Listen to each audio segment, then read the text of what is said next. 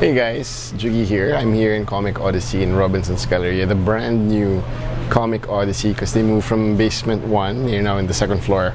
So it's Wednesday today, new comic book day.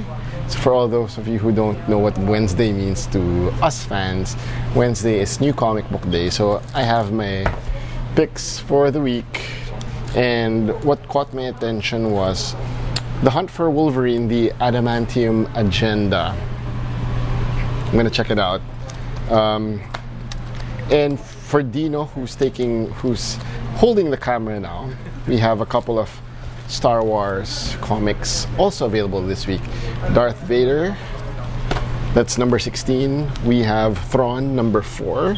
So Dino was asking about whatever happened to Thrawn or his origins. That's what you need to read. And we have the adaptation from Marvel Comics, Star Wars: The Last Jedi. I've talked to a big Star Wars fan who apparently is on the other side of the fence. Mr. Franco Chan is just 50-50 with The Last Jedi, but that's fine. Also rounding up my Spider books, you have Venom number 1. So it's a relaunch because it's Venom's anniversary this year. Thus, you have the movie coming out in Q4. So this is written by Donny Cates and illustrated by Mr. Ryan Stegman. And finally, this is the funny Peter Parker, the Spectacular Spider-Man by Chip Zdarsky. And this is drawn by Mr. Adam Kubert. Yep. Oh, of course, sorry, I forgot. You should be reading Runaways because it's pretty awesome, by Miss Rainbow Rowell and drawn by Mr. Chris Anka.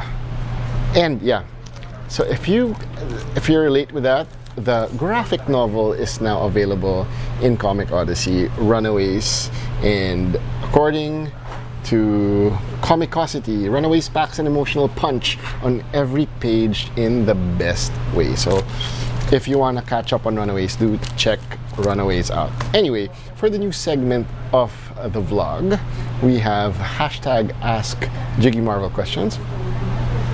And okay, so on Instagram I asked Gracia2003, will there be a surprise appearance of Hawkeye in the upcoming MCU movie? So that's Ant-Man and the Wasp. I don't know, but personally I think he will appear because he didn't appear in Avengers Infinity Wars. I think Renner's gonna appear in Ant-Man and the Wasp, possibly the bonus scene at the end. That's my guess. Not certain, but it's a guess.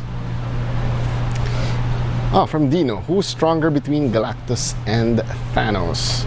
The answer is Thanos in the Infinity Gauntlet. With Infinity Gauntlet, of course, Thanos is the most powerful being in the universe, but without, I'd say Galactus. I would say Galactus without the Infinity Gauntlet. But we don't know because Galactus belongs to the Foxverse currently. Okay, Miss Twisted Nerve asked, any chance the powers that be will greenlight an A-Force movie? Do you think the success of the Avengers movie will push the all-female superhero film into fruition? You know what?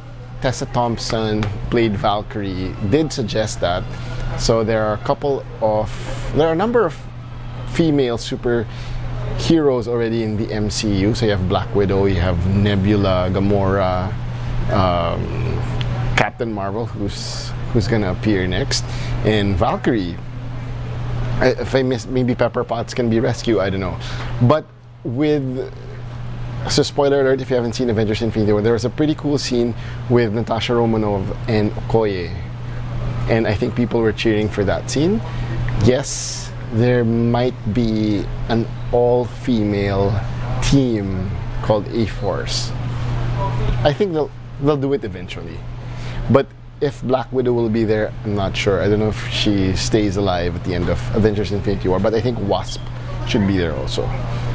Dinard Soar asks, any possibilities of Jane Foster getting involved in the fight after Infinity War? No. I think Natalie Portman is way too above the pay grade. She's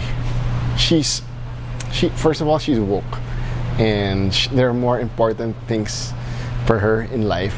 I don't think she will be Jane Foster Thor.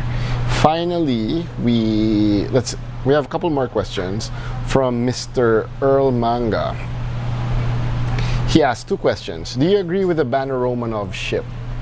Initially, Earl, during Avengers Age of Ultron, I hated it. I absolutely hated it. But Thor Ragnarok, they kind of... Hulk and Widow, no, I don't agree. But Banner and Natasha, yes. I think I would have to agree with Joss Whedon's choice of shipping them together. And then he also asked, given the opportunity to author a major Marvel event arc, what would you do and what twists and turns are you going to include? Nah, I can't answer that. I don't think I can answer that, sorry. But, okay, I know. I would erase the whole Norman Osborn, Gwen Stacy hullabaloo from Sins Past. Yeah, erase that whole thing. Never happened. And Dino asked, what is the first comic you remember reading / owning? If you could keep one comic book from your collection, which would it be and why? Okay, the very first comic book I had was the Silvermane issue of Web of Spider-Man that was given to me. But if it was the first comic book I bought, it was Spawn 27. So the Image days back in the 90s. Yeah, Spawn. Like, and then how old were you? Probably 10 years old. I was 10 years old. I was following my older cousins who were into Image, like the Wildcats. But I did buy a Marvel Masterworks graphic novel of Fantastic Four from Phil Bars in Robinson's Gallery. And if you could only keep one comic. Yes, the one comic book. This, I was fortunate enough to meet the author himself, Mr. Brian Michael Bendis. I had Ultimate Spider-Man number 13 signed by him, and I thanked him for it. And I told him, sir, if I could just keep one comic book, this would be it. And then he put down his pen and then shook my hand and said, good man, that's my favorite too. So we both agree that that's our number one comic book. Because why Ultimate Spider-Man number 13? It brought me back to reading comics, the fandom. You should read it. It's just Peter Parker and Mary Jane in Peter's room, and they're just talking for the whole issue. He admits that he confesses that he's Spider-Man. So awesome stuff. Awesome sauce. And finally, why is Spider-Man your favorite hero? I think that's for another episode, so do stay tuned for #AskJiggyMarvel questions. This has been Jiggy Cruz for Geek Speak, and I'll talk to you guys next time. Bye.